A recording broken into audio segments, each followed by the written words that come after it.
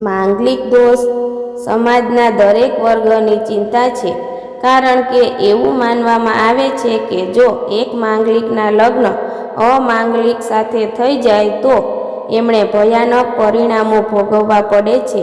માન્યતા છે કે આવા લગ્નમાં બંનેમાંથી એકનું મૃત્યુ કે પછી બીજી કોઈ અનહાનિ થઈ શકે છે. આવા માન્યતાઓને લીધે આ યોગ હોય તેવા લોકોના લગ્ન બહુ મોડા અને મુશ્કેલીથી થાય છે. આવામાં માંગલિક દોષને બરાબર સમજવો જોઈએ, જેથી ખોટા ભય દૂર થઈ શકે. આ ઉપાય કરો. છોકરીઓ મંગળ યંત્રને પોતાના વસ્ત્રોમાં રાખે.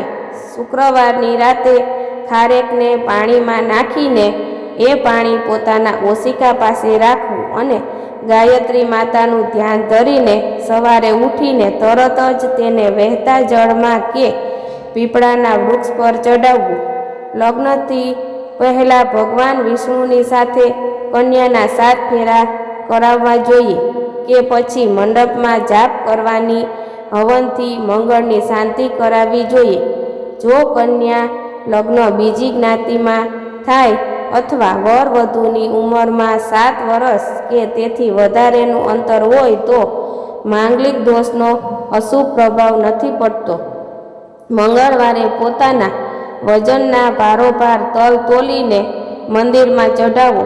મંગળવારે મધ રેવડીને સિંદૂર સાથે વહેતા પાણીમાં પ્રવાહિત કરી દો.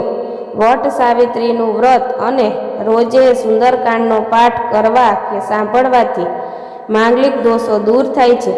40 મંગળવાર સુધી ગળી રોટલી બનાવીને ગરીબોમાં વહેંચવાથી માંગલિક દોષ દૂર થાય છે. દર મંગળવારે વડના મૂળમાં મીઠું દૂધ ચડાવીને એ 2 ભીની માટીથી કપાળે તિલક કરો. પુરુષમાં માંગલિક દોષ દૂર કરવા માટે 25 ગ્રામ ચાંદીનું કડું સાંધા વિનાનું તાંબાની ખીલ્લી લગાવીને પહેરવું જોઈએ. જ્યારે સ્ત્રીઓએ 25 ગ્રામ ચાંદીની સાંધા વિનાની બંગડી ડાબા હાથમાં પહેરવી જોઈએ.